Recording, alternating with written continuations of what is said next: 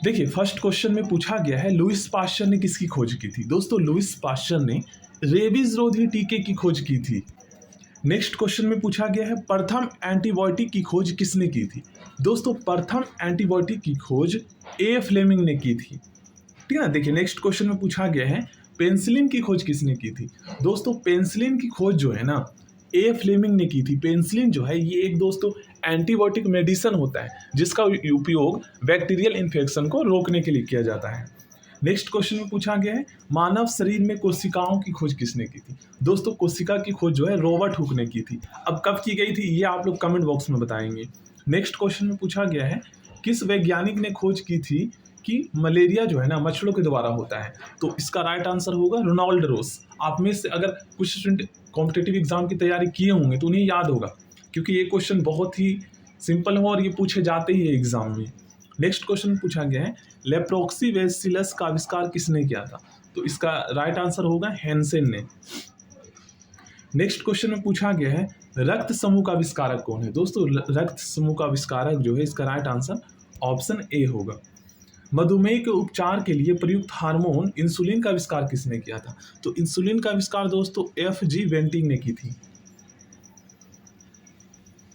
Next question बहुत ही ज़्यादा important है ट्यूबलाइट में आमतौर पर कौन सी गैस भरी रहती है। दोस्तों ट्यूबलाइट में आमतौर पर पारे की वाष्प और ऑर्गन भरी रहती है। ऑर्गन जो है ना ये एक दोस्तों अक्रिय गैस होता है।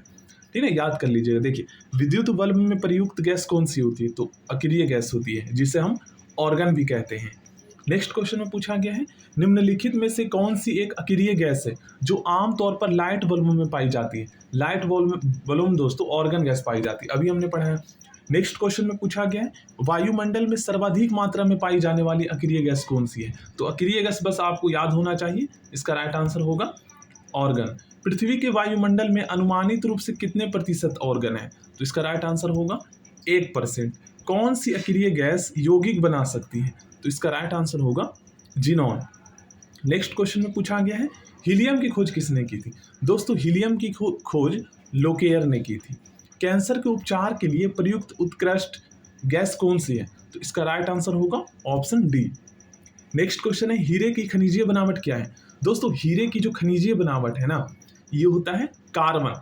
कार्बन से बने होते हैं आपने पढ़े होंगे।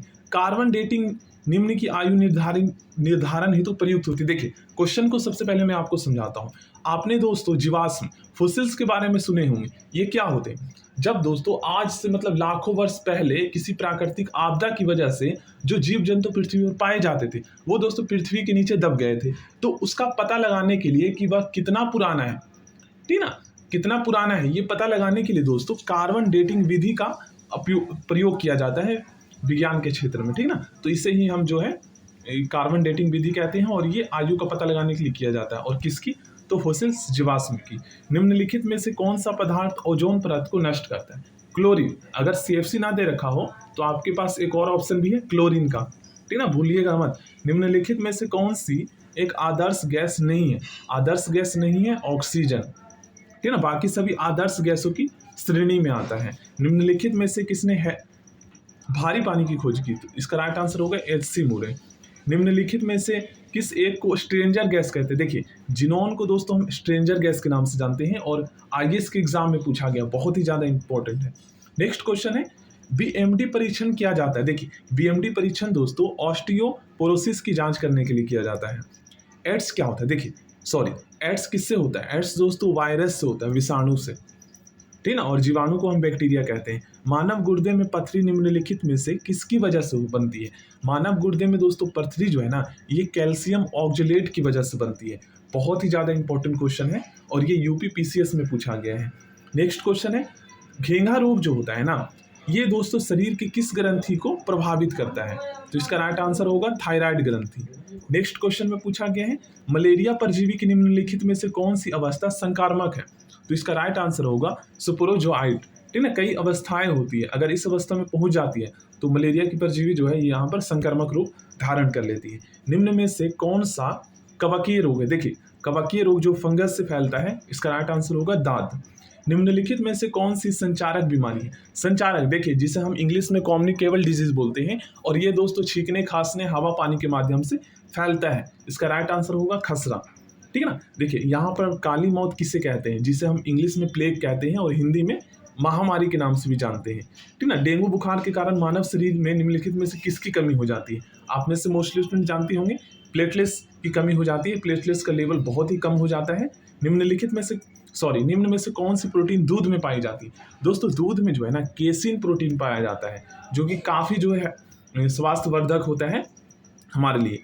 पीलिया में पीलिया में हमारे शरीर का कौन सा अंग दुष्प्रभावित हो जाता है? ठीक है ना। तो इसमें यकृत दुष्प्रभावित हो जाता है, इसीलिए दोस्तों हमारा खाना जो है इस टाइम सही से पचता नहीं है, शरीर में लगता नहीं है पीलिया में। रुधिर में जो व्हाइट ब्लड सेल्स की अत्यधिक मात्रा में उपस्थिति को रोग विज्ञान की भाषा में क्या कहते हैं? देखिए हमारे ब्लड में दोस्तों जब श्वेत रक्त कोशिकाओं की मात्रा बढ़ जाती है ना, सामान्य से अधिक हो जाती है, तो इस स्थिति को हम ल्यूकेमिया के नाम से जानते हैं। नेक्स्ट क्वेश्चन में पूछा गया है, चिकित्सक परामर्श देते हैं कि हमें अपना भोजन वनस्पति घी की अपेक्षा तेल में बनाना चाहिए। रीजन क्या है? देखिए तेल में जो है ना असंतृप्त वसाएं होते हैं और ये दोस्तों हमारे शरीर के लिए काफ़ी स्वास्थ्यवर्धक होते हैं, हेल्दी होते हैं। असंतृप्त वसाएं, ठीक है ना, याद कर लीजिएगा। जो संतृप्त वसाएं होते हैं वो हेल्दी नहीं होते हैं। कोलेस्ट्रोल क्या है? देखिए कोलेस्ट्रोल दोस्तों ये जंतु वसा में उपस्थित फैटी एल्कोहल होता है, वसीय एल्कोहल। आहार में लवण का मुख्य उपयोग। देखिए आहार में दोस्तों लवण का मतलब यहाँ पर है नमक से। तो जब आहार में मिलाया जाता है तो इसका पीछे का रीजन क्या है ना, ये दोस्तों हमारे खाने को जो है ना पचाने में काफ़ी हेल्पफुल होता है, क्योंकि ये हाइड्रोक्लोरिक अम्ल हमारे स्टमक में छोड़ते हैं। देखिए आपसे भी जानते हैं खाने को पचाने के लिए दोस्तों पानी जल तो एक ही है, जल ऑक्सीजन और दोस्तों जल ऑक्सीजन की आवश्यकता होती है, ठीक ना। और उसके बाद दोस्तों जो हमारा स्टमक होता है ना अग्नाशय से आमाशय ये दोस्तों खाने को तोड़ने के लिए, उसे पचाने के लिए हाइड्रोक्लोरिक अम्ल छोड़ती है। नेक्स्ट क्वेश्चन है, वसा में घुलनशील विटामिन कौन कौन से हैं?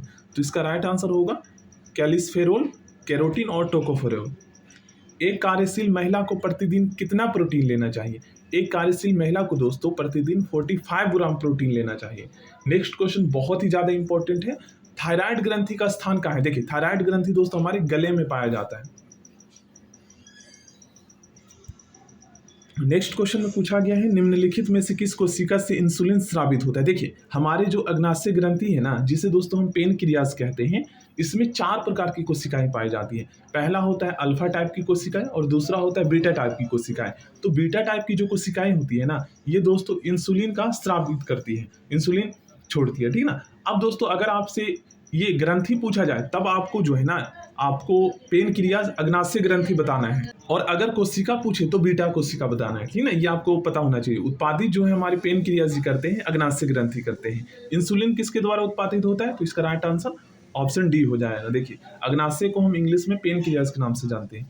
इंसुलिन की खोज किसने की थी? इंसुलिन की खोज दोस्तों वेंटिंग व वेस्ट ने की थी। लेंगरहैंस की दीपिकाएं जो इंसुलिन का स्राव करती है कहाँ स्थित होती है? तो पेनक्रियाज अग्नाशय ग्रंथि में। कंकाल की मांसपेशियों की अनुमानित संख्या कितनी होती है? तो इसका राइट आंसर होगा 700 होती है। नेक्स्ट क्वेश्चन में पूछा गया, मनुष्य के शरीर की सर्वाधिक शक्तिशाली पेशी कौन सी है? दोस्तों मनुष्य के शरीर की जो सबसे ज्यादा शक्तिशाली पेशी होती है ना, ये होती है जबड़ा, ठीक है ना। निम्नलिखित में से किसकी पेशियों में स्वस्पंदन का गुण पाया जाता है? इसका राइट आंसर होगा हृदय, ठीक ना, जो धड़कती है, हम ये कह सकते हैं। किस अम्ल के मांसपेशियों में जमा होने के कारण हमारे शरीर में मनुष्य को थकान महसूस होने लगता है ना, ये कह सकते हैं। तो इसका राइट आंसर तो आप में से मोस्टली स्टूडेंट जानते ही होंगे, लैक्टिक एसिड। मानव शरीर के निम्नलिखित में से कॉर्निया किसका भाग है? दोस्तों कॉर्निया आंख का भाग है, आप सभी जानते हैं। नेत्रदान में आंख का कौन सा भाग प्रयुक्त किया जाता है? कॉर्निया प्रयुक्त किया जाता है। आंखों में प्रवेश करने वाले प्रकाश को किसके द्वारा नियंत्रित तथा नियमित किया जाता है? इसका राइट आंसर होगा आइरिस। आंख के किस भाग पर वस्तु का इमेज बनता है, ठीक ना, किसी वस्तु का प्रतिबिंब? तो इसका राइट आंसर होगा रेटिना। यह आपने क्लास 9th या 10th में पढ़े हैं। मानव नेत्र में उपस्थित रेटिना में रंगों में विभेद के लिए उपस्थित होते हैं, क्या उपस्थित होते हैं? उसे दोस्तों हम कोन्स के नाम से जानते हैं। आइरिस का क्या कार्य है? अभी हमने पढ़ा है पुतली के आकार को नियंत्रित करना, ठीक ना, ऑप्शन सी। नेक्स्ट क्वेश्चन है हमारा, ये तो हो गया है।